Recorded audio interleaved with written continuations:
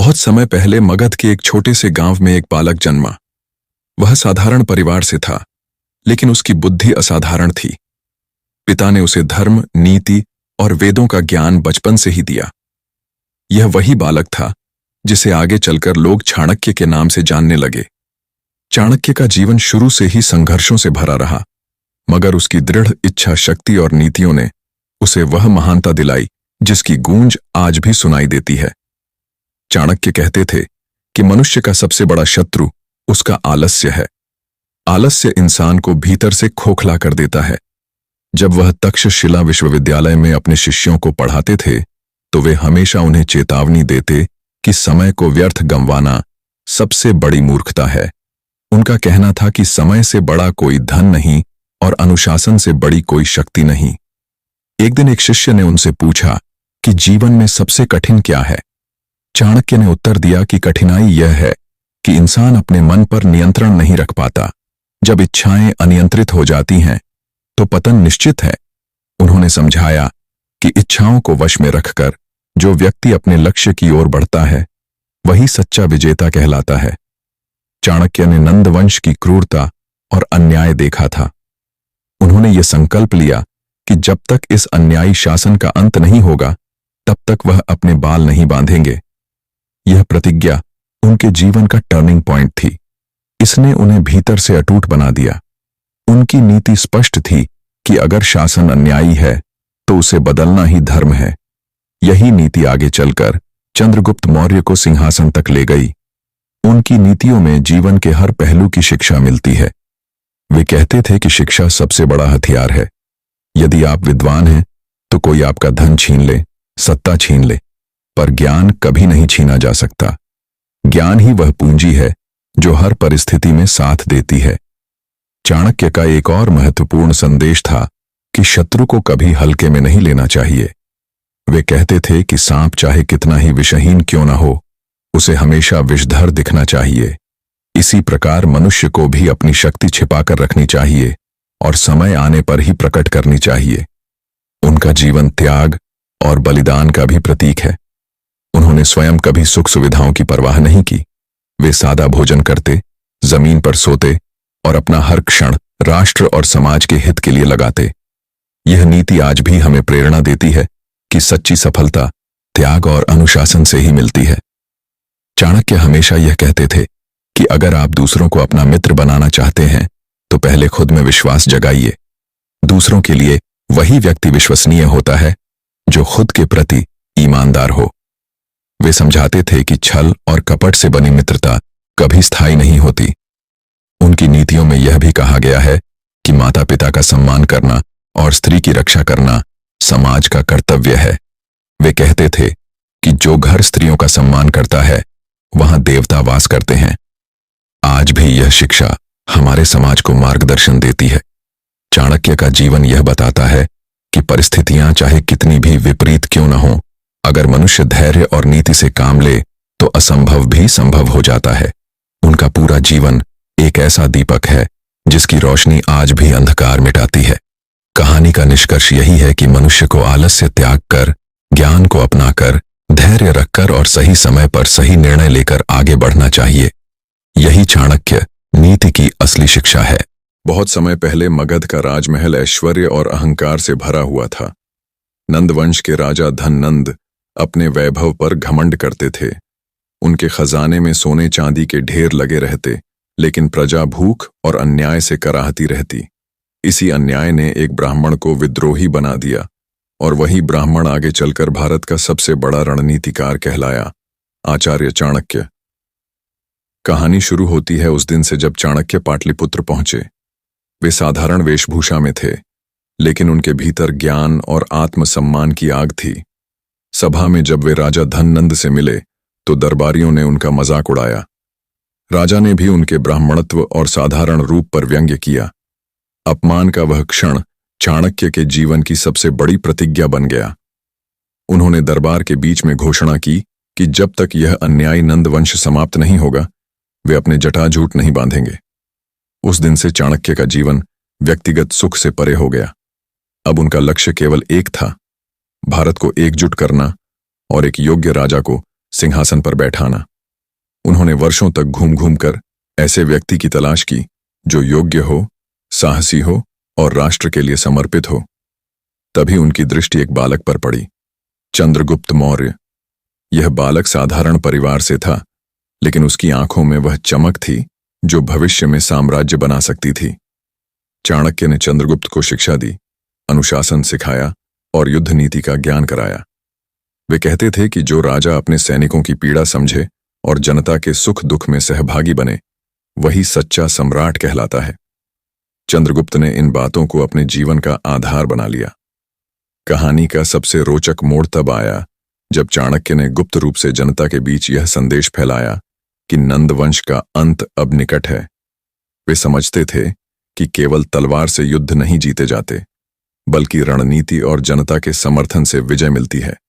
उनकी नीतियों में यह स्पष्ट था कि शत्रु को हराने से पहले उसकी कमजोरी को पहचानो।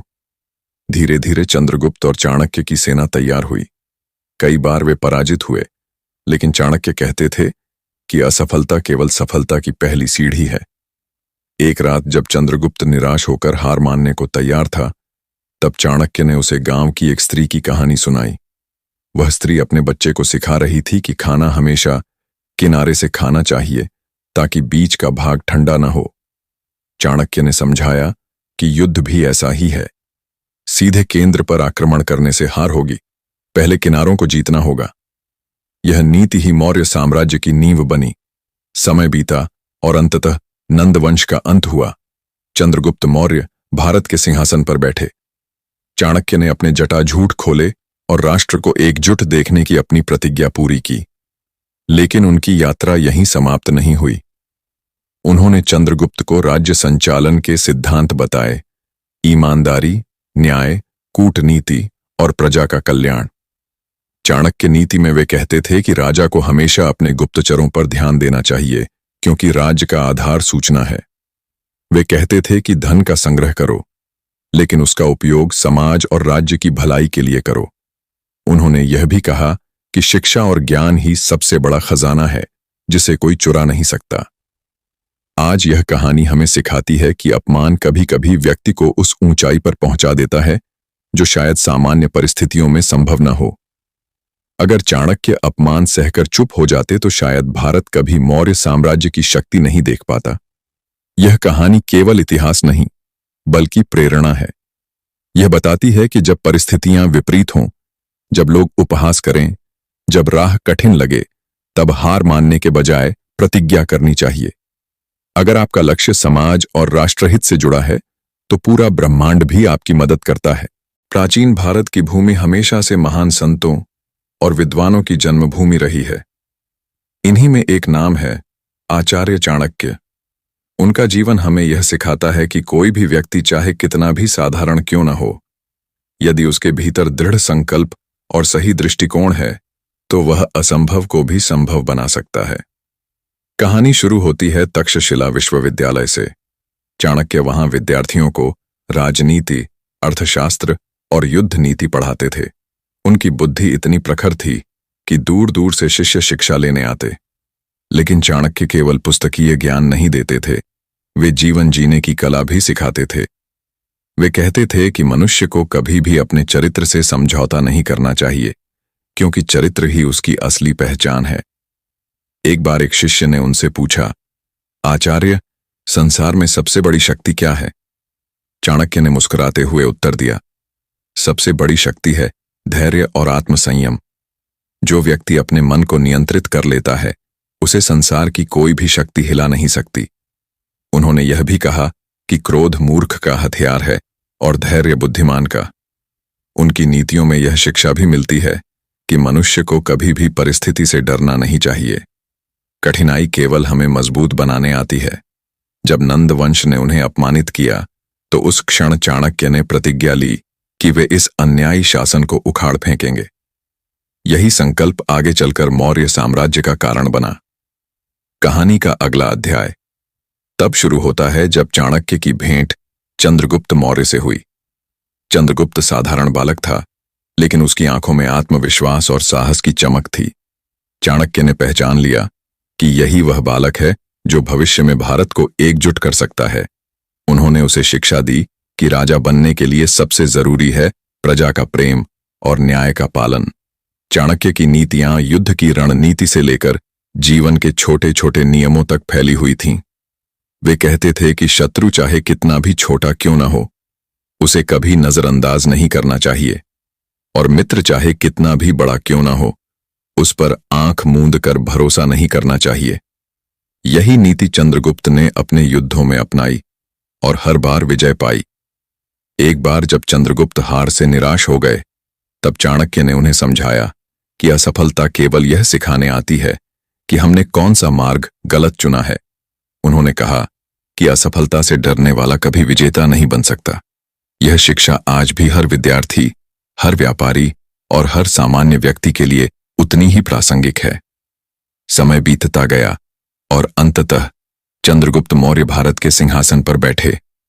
आचार्य चाणक्य ने अपने जटाजूट खोले और प्रतिज्ञा पूरी की, लेकिन उन्होंने कभी सत्ता की लालसा नहीं रखी। वे पर्दे के पीछे रहकर चंद्रगुप्त को मार्गदर्शन देते रहे।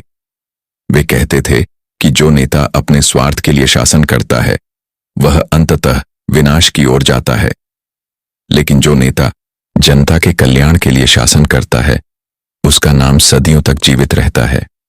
चाणक्य की यह नीति आधुनिक जीवन में भी उतनी ही उपयोगी है। यदि आप किसी संस्था, परिवार या समाज का नेतृत्व कर रहे हैं तो आपका पहला कर्तव्य है कि आप दूसरों की भलाई सोचें। स्वार्थी व्यक्ति थोड़े समय तक चमकता है, लेकिन निस्वार्थ व्यक्ति सदियों तक याद किया जाता है। चाणक्य ने यह भी कहा था कि धन का महत्व है, लेकिन धन ही सब कुछ नहीं।